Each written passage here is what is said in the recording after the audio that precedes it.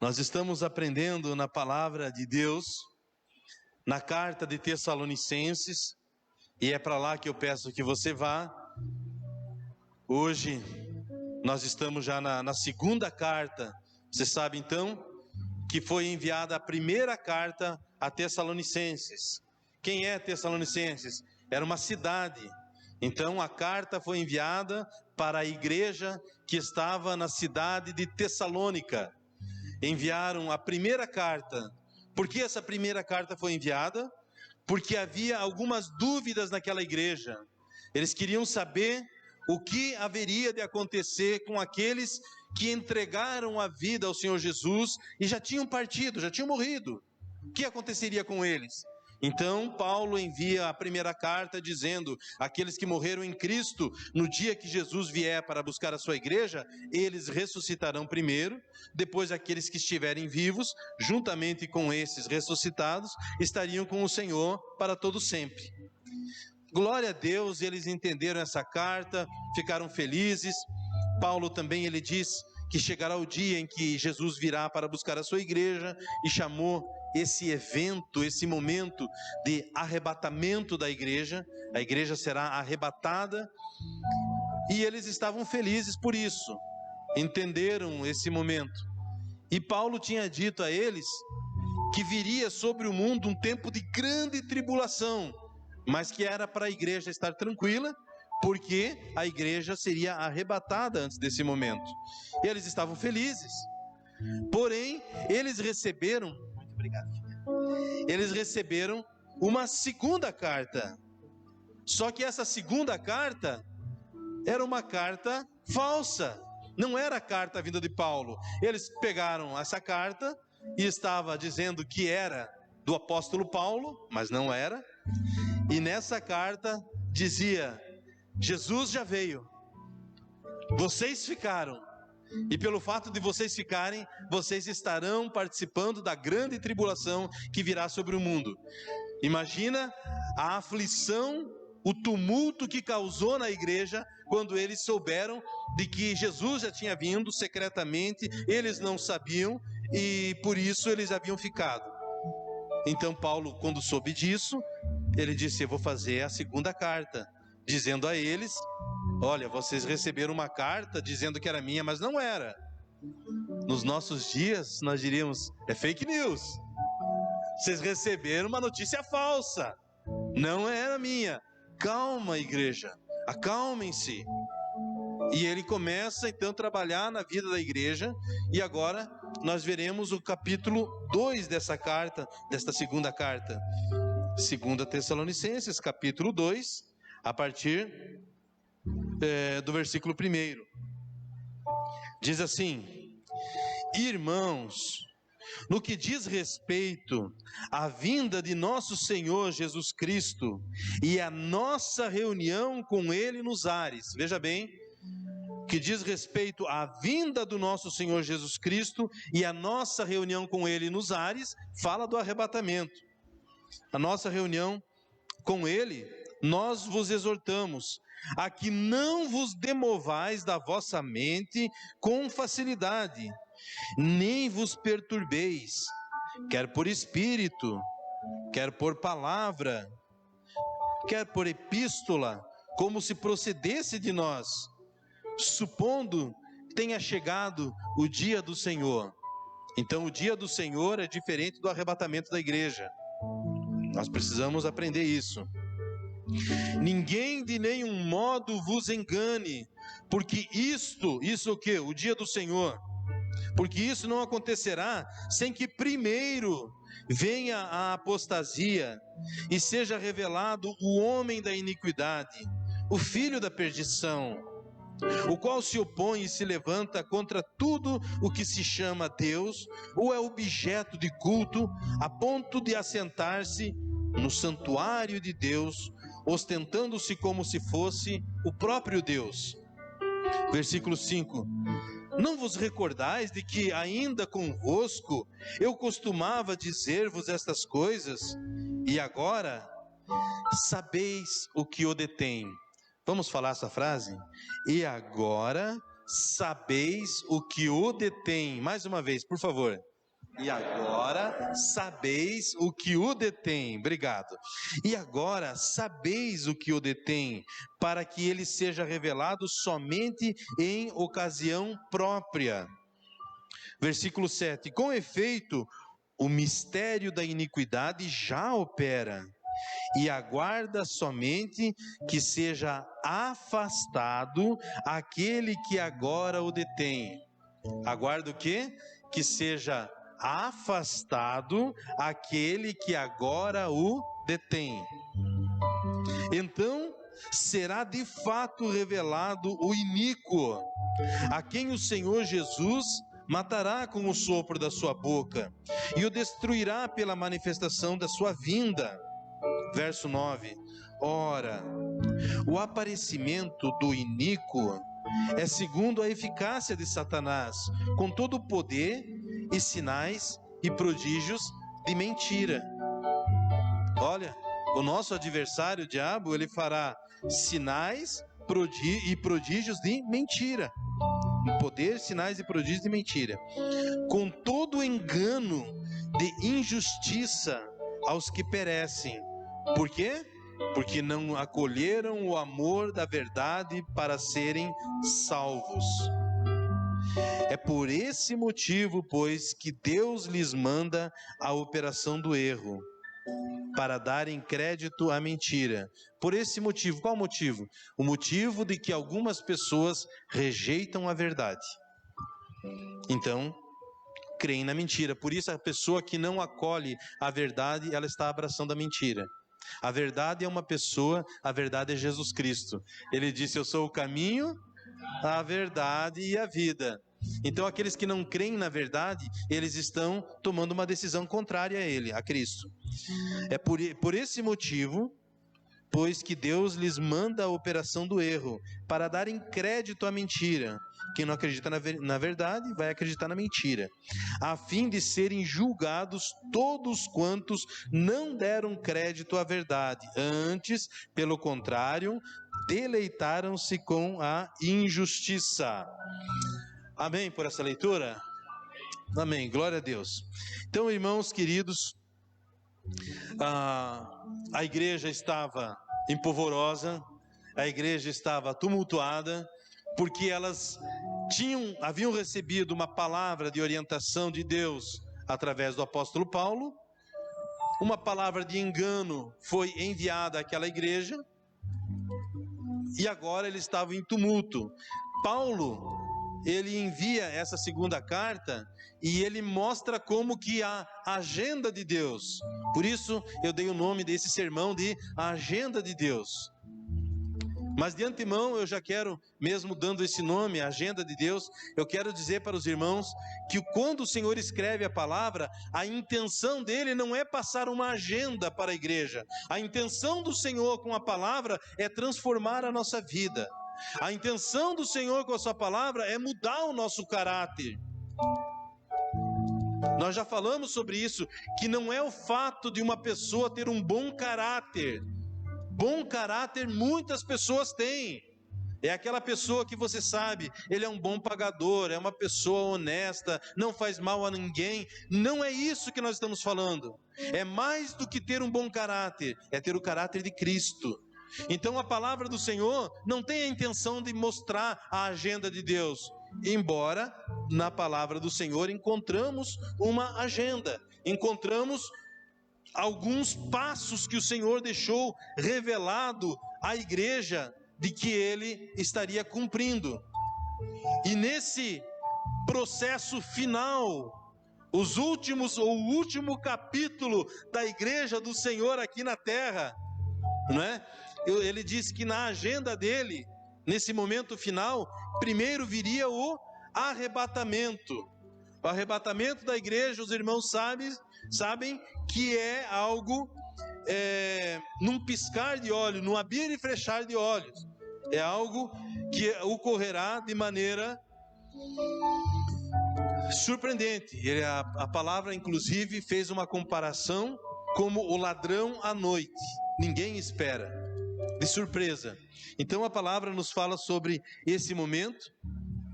E lá em 1 Tessalonicenses capítulo 4, fala sobre isso, desse acontecimento do arrebatamento da igreja. Então o arrebatamento acontecerá dessa forma. Porém, nós lemos, e eu pedi para que a igreja repetisse, que existe algo ou alguém que o detém. Você repetiu essa frase que temos nas Escrituras. Tem algo que o detém. O que é que o detém? Bom, que quer que seja que detenha a vinda do Senhor ou o início do ministério do anticristo aqui na terra de maneira revelada, Paulo falou para a igreja pessoalmente. Na carta, ele só disse: vocês já sabem o que o detém. No outro versículo, no versículo 9, ele diz: vocês já sabem, aquele que o detém.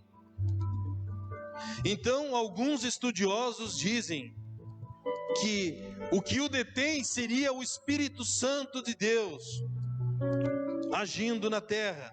Porém, nós sabemos que o Espírito Santo de Deus, ele é onipresente, então é impossível que o Espírito Santo seja tirado da terra. Do contrário, ninguém mais se salvaria. Mas o Espírito Santo de Deus, ele age nessa terra por meio da sua igreja. Quem é a igreja do Senhor Jesus? A igreja do Senhor Jesus é o corpo vivo dele aqui na terra. Somos nós. Então é possível que quando Paulo falou, ainda há aquele que o detém, no versículo 6, ele diz assim: e agora sabeis o que o detém, para que ele seja revelado somente em ocasião própria. No versículo 7, com efeito, o mistério da iniquidade já opera, e aguarda somente que seja afastado aquele que agora o detém. Então existe uma força, existe algo que está detendo a ação do nosso adversário. Por mais que nós, como igreja, erramos, por vezes nos sentimos fracos, mas é por meio da igreja que o Senhor tem manifestado o seu poder aqui na terra. A igreja do Senhor nessa terra é aquilo que a Bíblia chama de sal desse mundo e luz para essa terra. A igreja do Senhor na terra é o que tem feito a diferença nesse mundo. O mundo tal qual nós vemos ou vivemos está dessa forma por misericórdia do Senhor, porque a igreja do Senhor ainda aqui está. Porque imagine, irmãos, quando a igreja do Senhor for arrebatada, os princípios cristãos, os valores cristãos, aqueles que hoje apregoam o evangelho, já não estarão mais. Imagine, se hoje nós já vemos algumas barbáries acontecendo, algumas coisas terríveis acontecendo, imagine quando a igreja do Senhor aqui já não mais estiver. Então acontecerá esse momento. E aí eu quero que os irmãos tentem dissociar um momento do outro, o arrebatamento da igreja com o dia do Senhor. Algumas pessoas, por não fazer essa diferenciação, entendem que a igreja do Senhor passará pelo momento da grande tribulação, porque está escrito, olha, ninguém de nenhum modo vos engane, porque isso não acontecerá sem que primeiro venha a apostasia e seja revelado o homem da iniquidade, o filho da perdição. Então, eles olham esse texto, diz o dia do Senhor vai acontecer, mas haverá uma grande apostasia, o iníquo, o maldoso, o anticristo, o filho da perdição, como diz a palavra, ou lá em Apocalipse diz a besta que emerge do mar, ou que se levanta da terra. Eles vão se levantar e farão oposição à igreja. Bem, a igreja do Senhor, ela será arrebatada antes que esse anticristo, de maneira clara, se manifeste no mundo. Embora a palavra já diz que esse engano já opera, mas ele ainda está como que detido. Então, glória a Deus pela igreja do Senhor que ainda está aqui nessa terra e estamos aqui com um propósito. Qual o propósito? Aquele que Jesus falou antes dele ser elevado aos céus. Ele disse: ide, portanto, fazei discípulos de todas as nações, batizando-os em nome do Pai, do Filho e do Espírito Santo, ensinando-os a guardar todas as coisas que vos tenho ordenado. Eis que estou convosco todos os dias, até a consumação dos séculos, até o fim dos tempos, Ele estará conosco. Então, esse plano, essa agenda do Senhor passa primeiro pelo arrebatamento da igreja. E o arrebatamento da igreja tem o tempo exato para acontecer, assim como quando Jesus veio, nasceu nessa terra, Ele veio no tempo exato. Em Gálatas capítulo 4, versículo 4, diz isso, que na plenitude dos tempos, Deus enviou o seu Filho ao mundo. Então ele veio no tempo exato. Qual era esse tempo? O tempo em que o povo judeu estava gemendo, clamando pelo Messias, porque o Império Romano tinha tomado todas as terras. Eles eram... o império se alastrou por todo o mundo da época e eles estavam tiranizando inclusive o povo judeu, e eles clamavam: Senhor, envia o Messias, envia o Messias. Então, quando o povo estava pedindo, estava clamando, no momento oportuno Jesus veio. Qual é o momento oportuno que Jesus virá? Não sabemos o dia nem a hora, mas mais uma curiosidade nós podemos nos lembrar. Você lembra, Antigo Testamento, quando o juízo estava por vir sobre as cidades de Sodoma e Gomorra? Juízo estava por vir sobre estas cidades. Deus usou a vida de Abraão, e Abraão começou a orar dizendo: Deus, se nessas cidades existir 50 pessoas justas, o Senhor destruirá a cidade por causa desses 50? Não, se tiver 50 não vou destruir. E Abraão continuou diminuindo, dizendo: mas se não tiver 50, se faltar 5 para 50, senão não vou destruir. Se tiver 40, se tiver 30, se tiver 20, ele começou a diminuir, porque ele disse: será que há alguém que ainda continue fiel a Deus? Será que alguém ainda existe? Mas ele sabia que o sobrinho dele, Ló, estava lá. Por isso ele intercedia. E o Senhor disse: não vou destruir a cidade enquanto eles estiverem lá. E como nestas cidades de Sodoma e Gomorra somente Ló mantinha-se fiel ao Senhor, o Senhor enviou o anjo para o quê? Arrebatar Ló e a sua família. E eles começaram: deixa um pouquinho, deixa eu pegar meu óculos, tem aqui também o copo d'água, deixa eu levar, será que tem mais alguma coisa? E a Bíblia nos fala que o anjo pegou: venha, vamos, porque enquanto vocês não saírem, o juízo não virá sobre essa terra, sobre essas cidades. E a palavra foi: saiam de Sodoma, saiam de Gomorra, não olhem para trás. E você bem conhece a história, que eles começaram a sair, mas a mulher de Ló olhou para trás. Então as pessoas estão agarradas com esse mundo.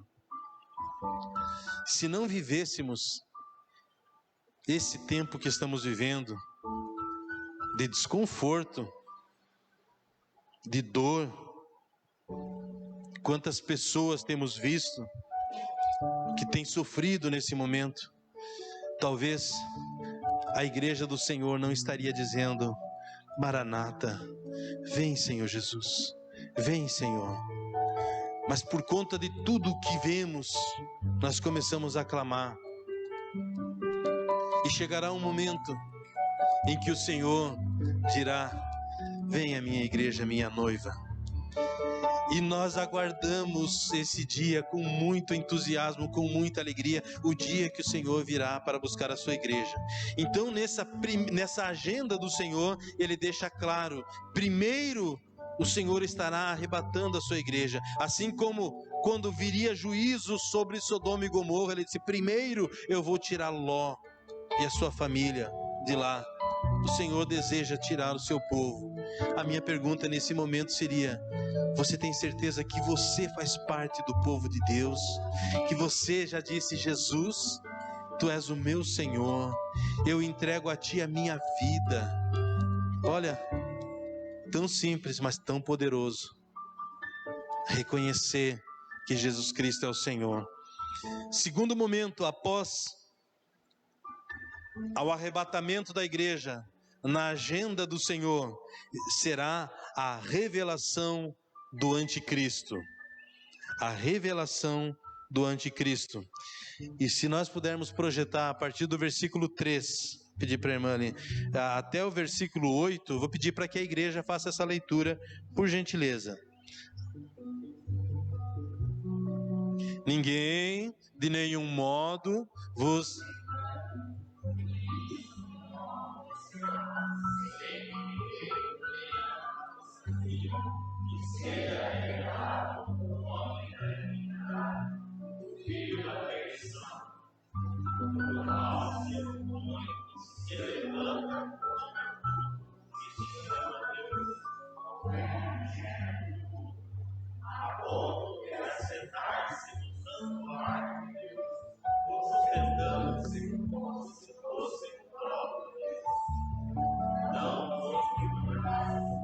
Que ainda convosco eu costumava dizer-vos estas coisas?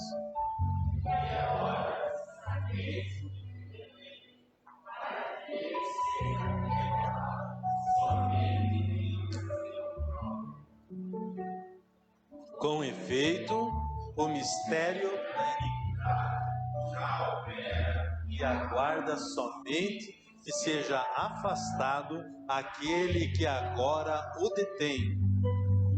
Então,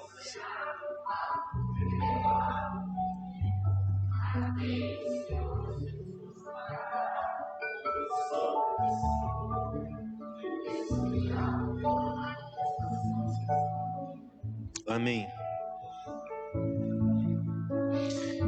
Nesse momento nós vemos que haverá a revelação do anticristo.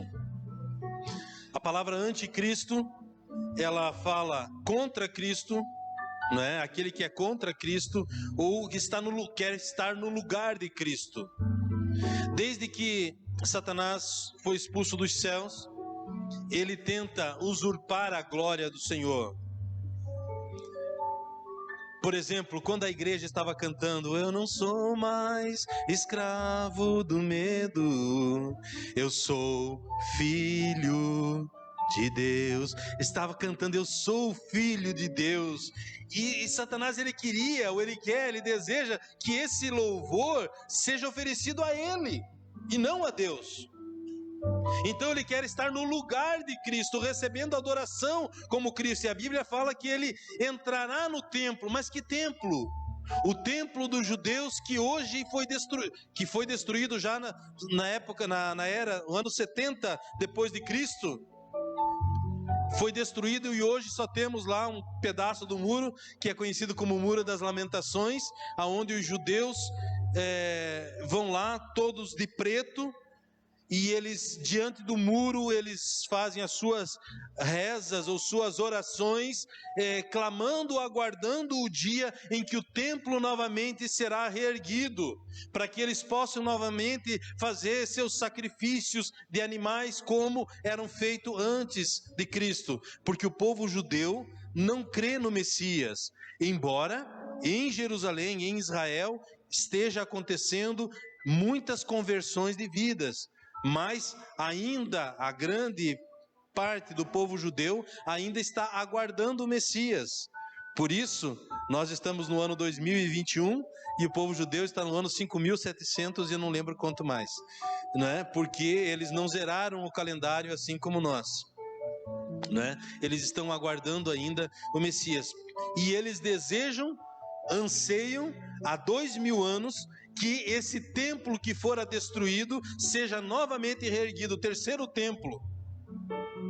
E esse templo, nós já sabemos que há alguns projetos, algumas intenções para que ele seja reerguido. Plantas já têm sido feitas, algumas pessoas já fizeram algumas cálculos e recálculos e disseram: aqui é onde está o domo dourado lá em Jerusalém. Eles dizem que ali é que estava o templo, e para tirar aquele domo dourado haveria uma guerra entre judeus e o povo árabe, e seria a terceira guerra mundial, porque eles não abririam mão. Então fizeram o cálculo e recalcularam e descobriram que o templo não era ali onde é que está o Domo da Rocha, onde está hoje, mas era um pouquinho ao lado, e eles estão então trabalhando para a reconstrução do templo. E a Bíblia nos fala que quando o anticristo se manifestar, ele vai entrar no templo, profanando o templo e dizendo: vocês pensam que eu sou Deus? Sim, na verdade eu sou. Mas não será de toda uma arrogância, uma mentira sim, mas não será uma arrogância, porque a Bíblia nos fala que Satanás dará a ele poder para efetuar prodígios, milagres. Quando Jesus veio a essa terra, o que validou, o que certificou o ministério de Jesus foi que o ministério de Jesus foi acompanhado por milagres. E como o nosso adversário, ele tenta em tudo copiar a Cristo, então ele fará sinais e prodígios no céu, na terra, e cura. E aí nós lemos ali o texto que aqueles que não creram na verdade, não creram em Jesus, crerão agora na mentira. Crerão no anticristo. Desejarão que o anticristo reine sobre eles. Então, na agenda do Senhor, primeiro a igreja do Senhor é arrebatada, e aí depois sobre o mundo virá esse momento de tribulação, aonde esse império estará agindo.